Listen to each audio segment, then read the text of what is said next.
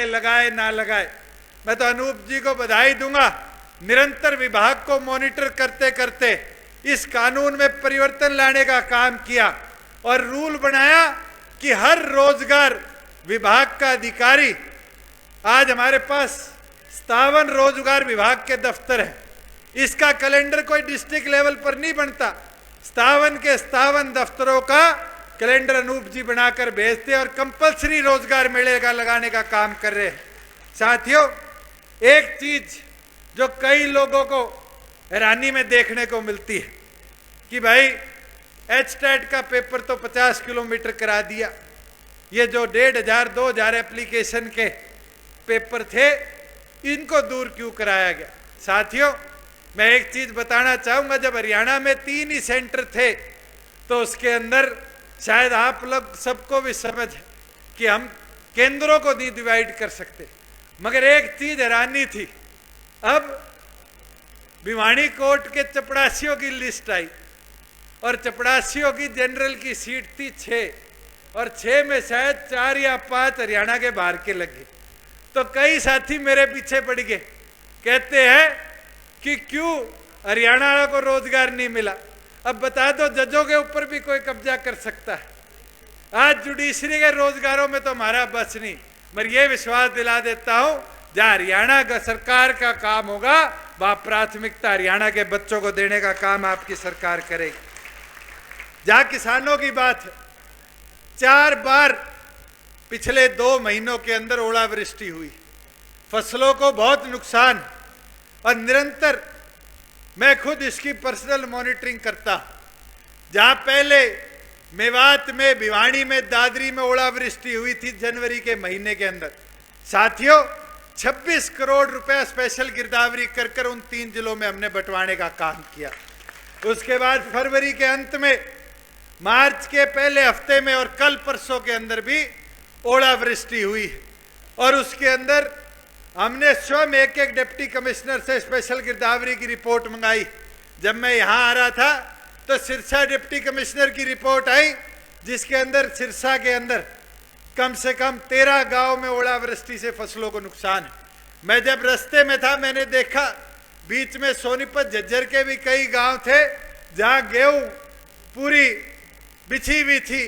मैं एक विश्वास दिला देता हूं कि चौधरी देवीलाल ने हमेशा किसानों के संघर्ष की लड़ाई को लड़ने का काम किया और ये मानकर चलना, किसानों के साथ कोई कोताही बरतने का काम नहीं होगा।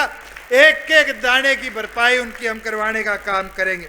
साथियों, पराली के ऊपर पहले किसान के जुर्माना लगाया करते थे, ये आपकी सरकार का फैसला था कि पराली जलानी ना पड़े, किसान को प्रति क्विंटल 100 रुपए पराली का देने का हमने कार्य किया। पहले लोन 50,000 रुपए का इंटरेस्ट फ्री दिया करते थे, यह आपकी सरकार की पहल है कि उसको 50,000 को बढ़ाकर भी 3 लाख तक बिना ब्याज के लोन किसान को मिलने का काम हो। साथियों, मैंने एक चीज कही थी कि किसान की पराली का, जीरी का दाना दाना खरीदेंगे। बहुत मेरे पे आरोप लगे, बारी बारी कहा गया कि ये तो धान घोटाला हो गया, धान घोटाला हो गया। मैं आज छाती ठोक के आपके बीच में कह सकता हूं, किसी की आज तक हिम्मत नहीं थी पूरे हिंदुस्तान में कि पराली के स्टॉक की फिजिकल वेरिफिकेशन करा दे। ये कदम हमने उठाया, एक बार नहीं 2 बार राइस मिलर्स की फिजिकल वेरिफिकेशन कराने का काम किया कि किसान को लूटने का काम नहीं होगा। और आज उसका नतीजा है, जहां 2 बार फिजिकल वेरिफिकेशन कराई, हरियाणा प्रदेश के अंदर जहां पहले साल के अंत में 60-60 हजार मेट्रिक टन पराली की खपत में कहीं ना कहीं कोताही बरती जाती थी, आज आपके राज्य के अंदर केवल मात्र वो 36,000 मेट्रिक टन पाई गई। और जिसके कम पाएगी उसके भी पेनल्टी लगाकर उससे रिकवरी डाली गई। और आपको बताते हुए खुशी होती है कि 60% राइस मिलर्स ने अपने पैसे की भरपाई पहले ही करने का काम कर दिया। साथियों, मैं तो एक जरूर चीज कहना चाहूंगा, चाहे हमारे पीडब्ल्यूडी विभाग की बात हो, आज हमारा प्रयास है कि हरियाणा प्रदेश की सड़कों को दुरुस्त किया जाए, मगर हमने ये निर्णय लिया है कि हरियाणा प्रदेश के प्रत्येक मेजर डिस्ट्रिक्ट रोड को जो एक जिले से दूसरे जिले तक जाते हैं, हरियाणा प्रदेश के सभी स्टेट हाईवेज को रेलवे फाटक मुक्त किया जाएगा। और उसके साथ साथ आज ये जो गड्ढा व्यवस्था थी इसको सुधारने के लिए आज हमने 4 मशीनें 4 अलग अलग जोन बनाकर डिप्लॉय करी है। और उस कंपनी के ऊपर ये आज प्रतिबंध लगाया है कि अगर किसी गड्ढे की रिपोर्टिंग होती है और 96 घंटे तक उस गड्ढे की भरपाई को वो नहीं कर सकता तो 1000 रुपये जुर्माना प्रतिरोध का उस कंपनी पे हम लगाने का काम करेंगे। साथियों, आज इतिहास में शायद पहली बार हुआ कि यूनियन बजट के अंदर, केंद्र के बजट के अंदर भी हरियाणा प्रदेश के एक गांव का नाम आया। और कोई छोटा मोटा नाम नहीं आया। राखी गढ़ी जो हमारी ऐतिहासिक संस्था है, जो हमारा ऐतिहासिक धरा है, आज उसके लिए केंद्र सरकार से 500 करोड़ रुपए हमने लाने का काम किया है। साथियों, इसी प्रकार से प्रत्येक विभाग के अंदर हम प्रयास कर रहे हैं कि प्रदेश को और मजबूती से आगे ले जाने का काम करें। मैं तो एक चीज विश्वास के साथ आज भी दिला देता हूं, हमारे पास बाजरे की समस्या पिछले साल की इस साल लेकर आए कि बाजरे की खरीद पूरी नहीं हुई। ये व्यवस्था हमने बनाई और मैं उम्मीद रखता हूं कि इस बार बाजरे का हम दाना दाना खरीदने का काम करेंगे। उसी तरीके से जो गेहूं की लिफ्टिंग में दिक्कत आती थी, बाहर जाना नहीं मिलता था, 3 बार रिव्यू मीटिंग लेकर हमारा ये प्रयास है कि किसी किसान को एक दिन भी मंडी में इंतजार ना वेट करनी पड़े। एक एक दाना गेहूं का मंडियों से, किसान के खेत से डायरेक्टली प्रोक्योर हम करने का काम करेंगे। मैं तो अंत में 2-3 चीजें कहना चाहूंगा। एक चीज बहुत प्रदेश में देखने को मिलती है और खास तौर पर युवा साथी पढ़े लिखे भी हैं तो भी आकर कहेंगे डीसी रेट लगा दो। भाइयों, थोड़ा इंतजार कर लो। डीसी रेट तो हुड्डा साहब ऐसी शुरू कर गए थे कि प्रदेश में आज टीचर भी धरने पर, आज कंप्यूटर टीचर भी धरने पर, अलग अलग विभाग में हजारों कर्मचारी हैं जो सुप्रीम कोर्ट तक जाकर देख लिया पर उनको पक्का करने की व्यवस्था नहीं बना पाए। ये मेरा विश्वास आप रखना कि प्रदेश के अंदर आने वाले वर्ष के अंदर इतनी नौकरियां निकालेंगे कि फिर डीसी रेट नहीं, पक्की नौकरी की ओर प्रदेश के युवा को लेकर जाने का काम करें। और एक चीज चौधरी ईश्वर सिंह जी ने कही, उसको जरूर छूना चाहूंगा। आज राज्यसभा के नामांकन हमारी ओर से भी भारतीय जनता पार्टी के 2 साथी भर रहे, मगर एक चीज देख के हैरानी होती है। वह 11 महीने पहले डॉक्टर साहब पे आरोप लगते थे कि कहीं पार्टी पुत्र मोह में बना दी। मैं तो एक चीज बताऊंगा, डॉक्टर अजय सिंह चौटाला जी ने तो पार्टी बनाई अपने संघर्ष के साथियों का सम्मान रखने के लिए। मगर आज कांग्रेस की क्या हालत है, देख लिया कांग्रेस का काम। पहले तंवर ने मारा, कल शैलजा ने मार दिया, और मारा भी क्यों? पुत्र मोह के अंदर आकर। देख लिया किस प्रकार से आज उस पार्टी की हालत है। परसों देख रहा था ज्योतिरादित्य कांग्रेस छोड़ गया। वो दिन दूर नहीं, ये कांग्रेस नहीं हुई भाजती टूटती दिखाऊंगा। मगर संघर्ष आपको करना पड़ेगा, बढ़ना पड़ेगा। गांव के अंदर एक एक पुराने संघर्ष के साथी को खड़ा करना पड़ेगा। और ये उम्मीद और विश्वास रखना, जिस दिन आप खड़े होकर संघर्ष करने लग गए, पहले की तरह मेहनत करने लग गए, तो फिर 75% भी, 5100 रुपये पेंशन भी प्रदेश के अंदर हम मजबूती से लागू करने का काम करेंगे।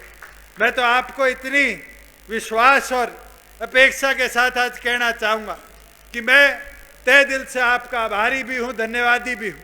मैं जब यहाँ आ रहा था तो बारी बारी सोच रहा था के बोलूँगा।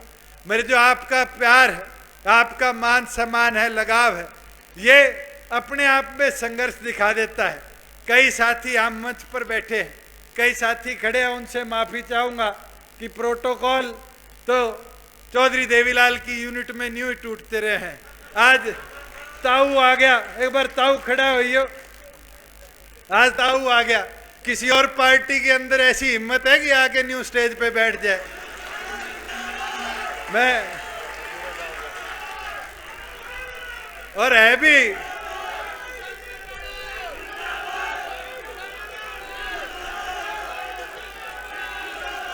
साथियों, मैं तो एक निवेदन आपसे करना चाहूंगा। कई साथी बारी बारी कहते हैं कि भाई अब समय है काम करने का। साथियों, नया नया काम शुरू होता है तो भी सीखने समझने के लिए समय चाहिए। बहुत से मेरे पे पिछले 150 दिनों 125 दिनों में आरोप लगते गए, मगर एक चीज जरूर बोलना चाहूंगा।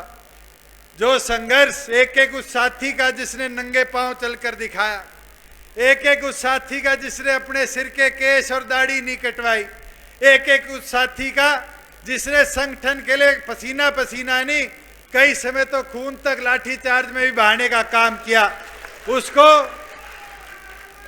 हम गंवाने नहीं देंगे। अगले 4.5 साल के अंदर अंदर साथियों, जहां प्रदेश के ग्रामीण अंचल को मजबूत करेंगे, युवाओं को उसका सम्मान और रोजगार देंगे, वहीं बुजुर्गों को चौधरी देवीलाल की तरह उस सम्मान की रूपी ऊंचाई पर ले जाने का काम करेंगे। पर मैं यही आग्रह विनती करूंगा कि अब इस लड़ाई में जैसा संघर्ष हमने 11 महीने किया, उससे ज्यादा हमें मिलकर आगे बढ़ना पड़ेगा। और एक चीज जरूर बोलूंगा, आज डॉक्टर साहब से आग्रह भी करूंगा कि आज संगठन को दोबारा एक नया स्वरूप देने का मौका है। कई मेहनती साथी थे जिनने चुनाव के अंदर आउट ऑफ द बॉक्स जाकर काम करने का कार्य किया। कई ऐसे साथी थे जिनने चुनाव के बाद से लेकर आज तक पार्टी संगठन को मजबूत करने का काम किया। अगर आज आपकी परमिशन हो, आपके आदेश हो, तो प्रदेश के अंदर आप सरदार निशांत सिंह जी को अधिकृत करें कि संगठन का और विस्तार भी करे और नई रूप से संगठन को आगे ले जाने का काम करे। मैं तो दोबारा आज युवा प्रेरणा दिवस के उपलक्ष्य में आप तमाम साथियों का यहाँ आने पर और यहाँ आने पर जो आपने प्यार मान सम्मान हमेशा की तरह दिया, उसके लिए आभार प्रकट करता हूँ। आप सबका पूर्ण बहुत बहुत धन्यवाद। बहुत बहुत धन्यवाद। भाई दुष्यंत चौटाला जिंदाबाद। आपसे मैं आग्रह करूंगा, बैठने का कष्ट करें। जहां भी जो साथी खड़े हैं वो बैठने का कष्ट करें।